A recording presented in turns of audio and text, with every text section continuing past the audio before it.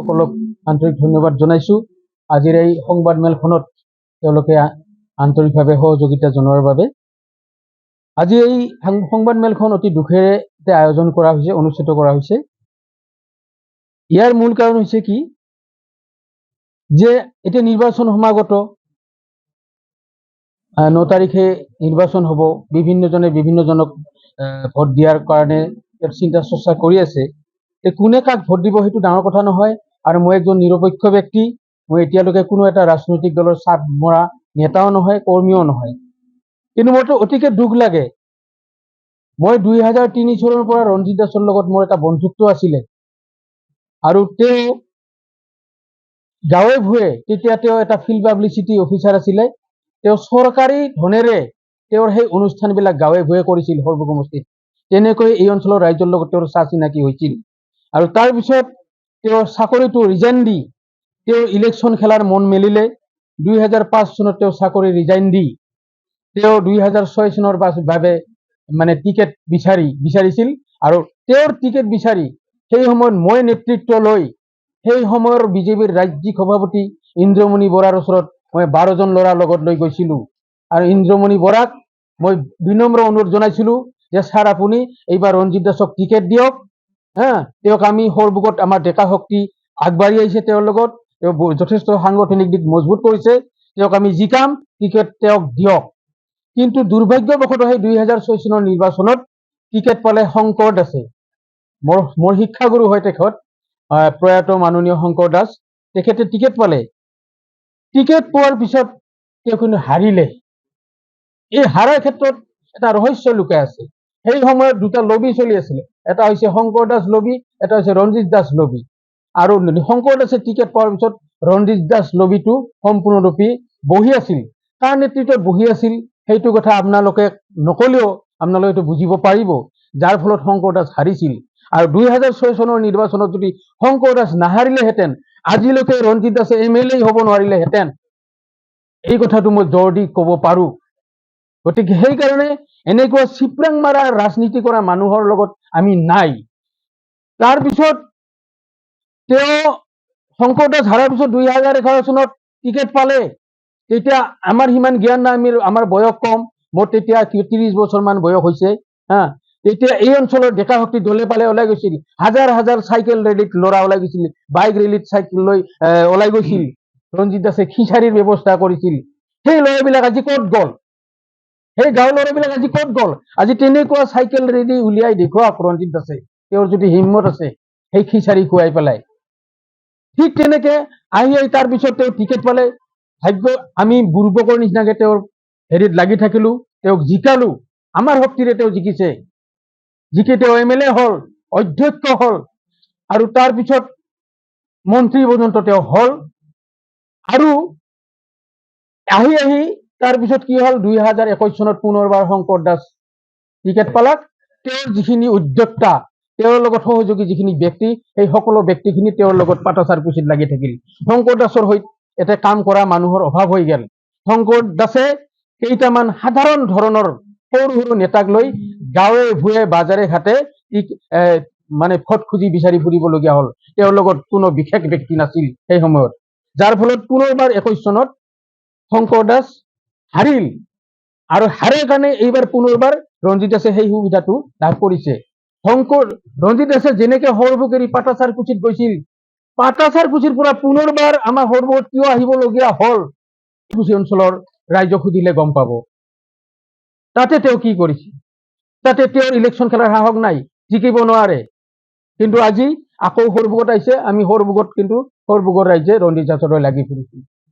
আৰু ইমান দুৰ্ভাগ্য এটা বিষয়, বাকীবিলাক কথা নকওঁ, মইতো সমষ্টি ভিত্তিক কথা কৈ আছো। ৰাজ্যিক ভিত্তিক কথাটো বহুত আছেই, ৰাষ্ট্ৰীয় ভিত্তিক কথা বহুত আছেই। আমাৰ মোদীজীয়ে কি কৈছিলাক যে চুইচ বেংকৰ পৰা কলা ধন ঘূৰাই আনি ৰাইজৰ প্ৰত্যেকৰে একাউণ্টত 15 লাখ টকা সোমাই দিব। পালে নে কোনোবাই 15 লাখ? পাইছে?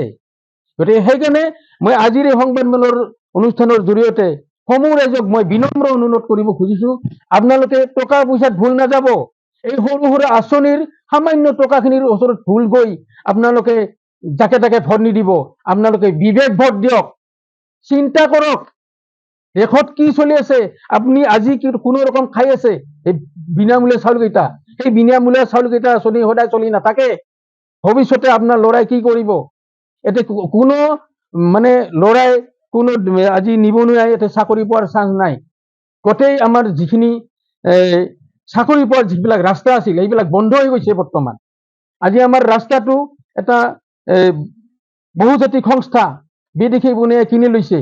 আজি ৰাস্তাত বিভিন্ন ধৰণৰ ৰং বিৰঙৰ লাইট লগাই গাড়ীত মানুহ ঘূৰি ফুৰে। সেইবিলাক কোন মানুহ আপোনালোকে কথা পাতি চাব, তেওঁলোকৰ লগত হিন্দীত কথা পাতিব লাগে, কিয়া হাই তুম হাই কৰি। সেইবিলাক মানুহ ক'ৰ পৰা আহিছে? প্ৰত্যেকজন কৰ্মচাৰী গুজৰাটৰ পৰা তেওঁলোকে লৈ আহিছে। সেই কোম্পানীটো যদি সেই ৰাস্তাটো বা সেই টোল গেটবিলাক যদি বাহিৰৰ কোনো বহিৰাগত বনিয়াৰ আণ্ডাৰত নাথাকিলেহেঁতেন, তেতিয়াহ'লে তাত নিশ্চয় আমাৰ অসমৰ ডেকা শক্তিয়ে বা ডেকা নিবনুৱা যুৱকসকলে নিশ্চয় কৰ্মসংস্থাপন পালেহেঁতেন।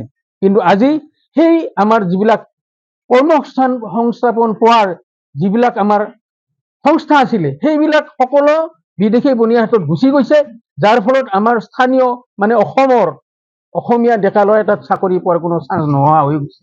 আৰু এনেদৰে আমাৰ অসমৰ মাটি বাৰী বিভিন্ন আমাৰ ইণ্ডাষ্ট্ৰিটো এটাও নোহোৱা হ'ল। অসমত চেনীৰ কল নোহোৱা হ'ল, কাগজ কল নোহোৱা হ'ল, চব নোহোৱাই হ'ল। নতুনকে বিজেপিয়ে কি কৰিলে? গতিকে সেইকাৰণে ৰাইজ অনুৰোধ জনাইছো, আমাৰ দেশখন ৰক্ষা কৰিব লাগে। দেশখন ৰক্ষা কৰিব লাগে, তাৰ কাৰণে সকলোৱে অলপ চিন্তা চৰ্চা কৰক। আপোনালোকে বিবেক ভোট দিয়ক। অলপমান সৰু সুৰা আঁচনিত ভুল গৈ আপোনালোকে ভৱিষ্যতটো নষ্ট নকৰিব, দেশখন ধ্বংসৰ ফালে ঠেলি নিদিব। এইখিনিয়ে মোৰ বিনম্ৰ অনুৰোধ। সৰুমুখ ভবানীপুৰ সমষ্টিটো আমাৰ সৰুমুখ সমষ্টি আছিল, কিমান ভাল লাগিছিল। আমি বৰপেটা ডিষ্ট্ৰিক্টৰ মানুহ। ৰঞ্জিত দাসে দুটা কাল মন্ত্ৰী হ'ল। তেওঁৰ কালতেই আমাৰ সৰুমুখ সমষ্টি যাই ভবানীপুৰত লেংটিত লাগি গ'ল। এতিয়া হ'লগৈ কিমান ভবানীপুৰ সৰুমুখ সমষ্টি, কিমান দুখৰ বিষয়। তাৰপিছত জিলাখন হ'লগৈ বজালি আৰু বৰপেটাৰ দূৰত্বটো ভাবক। আমি বৰপেটাৰ যদি আমি ডিচি অফিচত বা কোৰ্টত যাব লাগে, আমি এখনো টোল গেট নাপাওঁ। এতিয়া কিন্তু বজালিত গ'লে এখন টোল গেটৰ সন্মুখীন হ'ম, তাতে আমি পইচা ভৰিহে বজালি গৈ পাম। এইবিলাক কাৰ ফলত হৈছে? এইবিলাক ৰঞ্জিত দাসৰ ফলত হোৱা নাই। তেওঁ যদি সৰভোগৰ ব্যক্তি, সৰভোগৰ মানুহৰ হৈ চিন্তা কৰিব লাগিছিল। আমাৰ দুখ লাগে এইবিলাক কথা ভাবি। আৰু তেওঁৰ লগত যে ইমান ল'ৰাবিলাক, আমাৰ সৰভোগ অঞ্চলৰ গাঁৱৰ ল'ৰাবিলাক হাজাৰ হাজাৰ চাইকেল লৈ ওলাই গৈছিল ৰেলীত, এইবাৰ তেওঁ সেই একেই ৰেলী কৰি দেখুৱাওক। মই এবাৰ চাব বিচাৰো, তেওঁৰ যদি হিম্মত আছে। কৰিছিল আধাৰশিলা স্থাপন কৰিছিল, মকুমা নহল, হ'ব বুলি। শেষ মুহূৰ্তলৈ আমি আশা ৰাখিছিলো যে মকুমা হ'ব, আমাৰ মনৰ আশা আকাংক্ষাবিলাক পূৰ্ণ হ'ব, সৰ্ব সমষ্টি ৰাইজৰ অভাৱবিলাক দূৰ হ'ব। একোটো দূৰ হোৱা নাই। অন্যান্য ৰাজ্যত আমি দেখিছো মহিলাসকলে ঘৰত বহিয়ে 15-20 হাজাৰ টকা ইনকাম কৰে।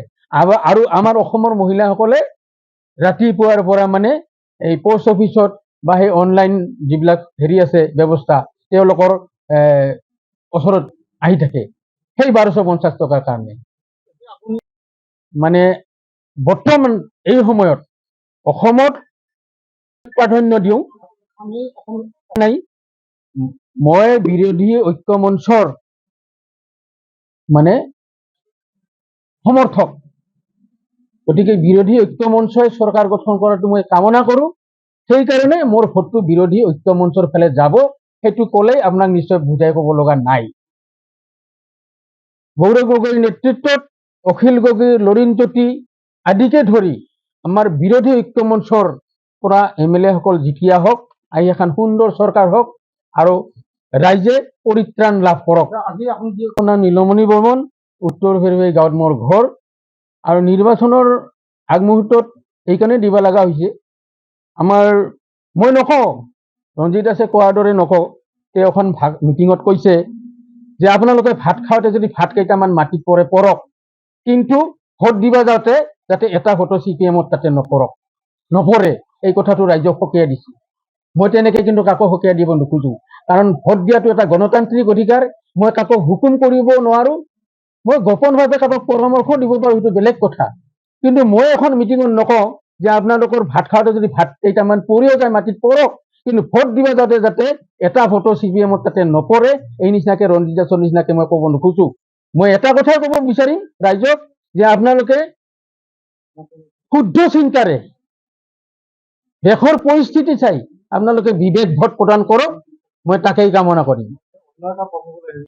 মই বুলিয়ে নহয়, মোৰ নিচিনা হাজাৰ হাজাৰ সৰুবৰ ল'ৰা, ডেকা ল'ৰা অসন্তুষ্ট হৈ আছে। কাৰণ 2011 চনত তেওঁৰ লগত হাজাৰ হাজাৰ ল'ৰা ওলাই আহিছিল, চাইকেল ৰেলী কৰিছিল, বাইক ৰেলী কৰিছিল আৰু তেওঁৰ পিছে পিছে ঘূৰি ফুৰিছিল। সেই ল'ৰাবিলাকতো এতিয়া নামগন্ধই নাই, গাঁৱে ভূঞে একদম স্তব্ধ হৈ গৈছে। ক'ত গ'ল সেই ল'ৰাবিলাক? আজিকালিতো তেওঁলোকে মহিলাসকলক লৈহে ৰাজনীতি কৰিছে।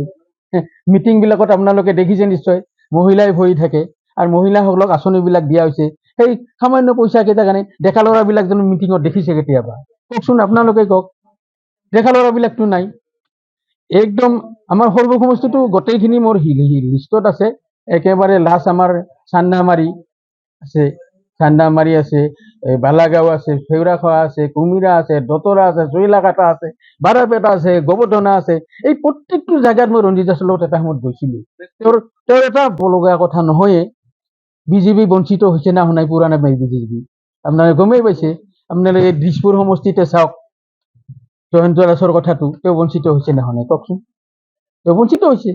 ঠিক তেনেকে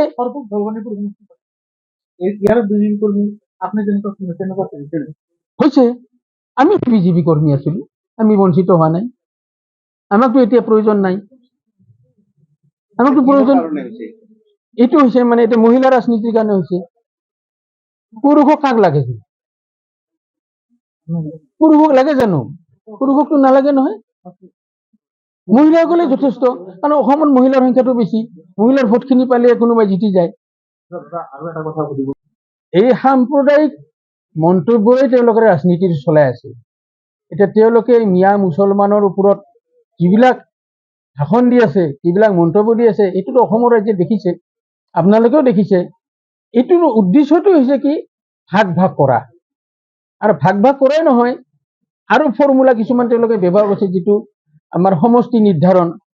সমষ্টি নিৰ্ধাৰণৰ প্ৰক্ৰিয়াৰে তেওঁলোকে যাতে চিৰদিনৰ কাৰণে বহি বহি খাই থাকিব পাৰে ক্ষমতা লৈ, তাৰ কাৰণে সুব্যৱস্থা কৰি লৈছে এটাই কি?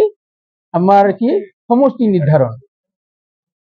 ইখন গাঁও সিখনত লগ লগাইছে, সিখন গাঁও ইখনত লগ লগাই দিছে, মুছলিমখিনি অমুকত আঁতৰাই দিছে, তাৰে মুছলিম কেইটামান ইফালে আনি দিছে, যাতে আমাৰ মুছলিম ভাইসকলে, মুছলিম সম্প্ৰদায়ৰ ভাইসকলৰ ফালৰ পৰা যাতে কোনো এজন কেণ্ডিডেট জিকি আহিব নোৱাৰে, তাৰে এটা সুব্যৱস্থা তেওঁলোকে কৰিছে ভিতৰে ভিতৰে।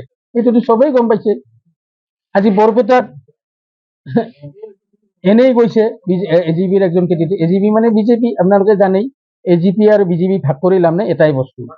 এজিপিৰ কেণ্ডিডেটটো জিকিছে বুলি ইতিমধ্যে ওলাই দিছে বৰপেটাৰ পৰা। কিহৰ কাৰণে? সেইটো কি কৰিছে? এছচি কোটা কৰিছে। এছচি কোটা কৰিলে মুছলিম মানে তাতে টিকেট পাব জানো? আল্টিমেটলি তেওঁলোকক বঞ্চিত কৰিছেই ডাইৰেক্ট। হাতাও। যিকোনো খবৰৰ বাবে যোগাযোগ কৰক আমাৰ এই নম্বৰত 9181 307 221।